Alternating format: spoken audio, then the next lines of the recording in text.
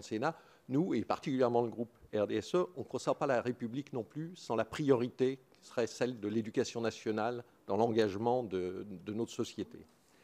Tout ça pour assurer l'égalité des chances, qui est bien quand même la priorité à laquelle on doit être. Et puis de façon peut-être aussi plus pragmatique, dire qu'un pays dont la richesse est ses ressources humaines, pas nos autres ressources, et bien ne pas investir dans nos ressources humaines, ce serait une faute pour la société.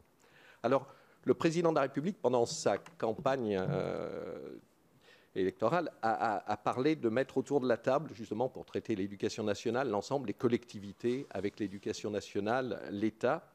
Et je crois, oui, on ne peut pas se gargariser sans cesse de termes comme l'humanisme et pas l'appliquer. L'humanisme, c'est mettre l'humain au centre. Et dans l'éducation nationale, c'est l'enfant au centre des trois mondes dans lesquels il vit, c'est l'école, la rue et la famille. Et on voit bien qu'il y a un cloisonnement qui est préjudiciable justement sur l'épanouissement des enfants.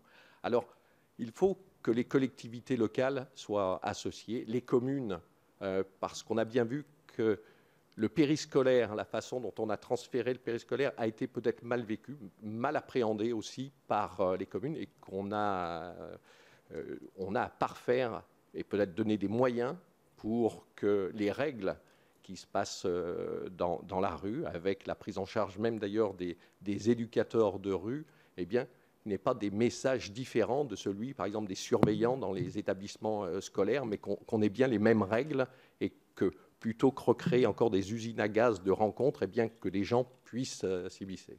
La deuxième chose, ça a été abordé, c'est le problème de la santé et même, d'ailleurs, de la dimension sociale qui va autour des enfants. Les départements l'ont avec la PMI, c'est arrivé jusqu'aux 6 ans. La santé scolaire, la scolarité, ce n'est pas une maladie. Le dépistage des handicaps, des choses sert aussi bien dans la rue, dans la famille qu'à l'école. Donc je pense qu'il faut aussi simplifier et donner un chef de file qui puisse le faire et avoir sa place. Enfin, pour ce qui est de l'orientation, on sait que les régions peuvent le faire. Et il faut que chacun puisse se sentir bien dans ses relations avec l'éducation nationale. Nous menons actuellement, enfin, on va terminer une mission d'information sur la délinquance des mineurs avec Céline Esperonnier et puis les collègues de la commission des lois. On voit que dans tous les dispositifs, lorsqu'il faut coopérer, travailler avec l'éducation nationale, il y a une lourdeur. Alors, je vous passe aussi tous les sigles, qui sont mais caricaturaux. Hein, vraiment, il y a de quoi en faire un roman qui serait drôle si ce n'était pas dramatique. Il faut absolument revenir. Alors, on attend que l'école primaire apporte vraiment les savoirs fondamentaux, lire, écrire, compter.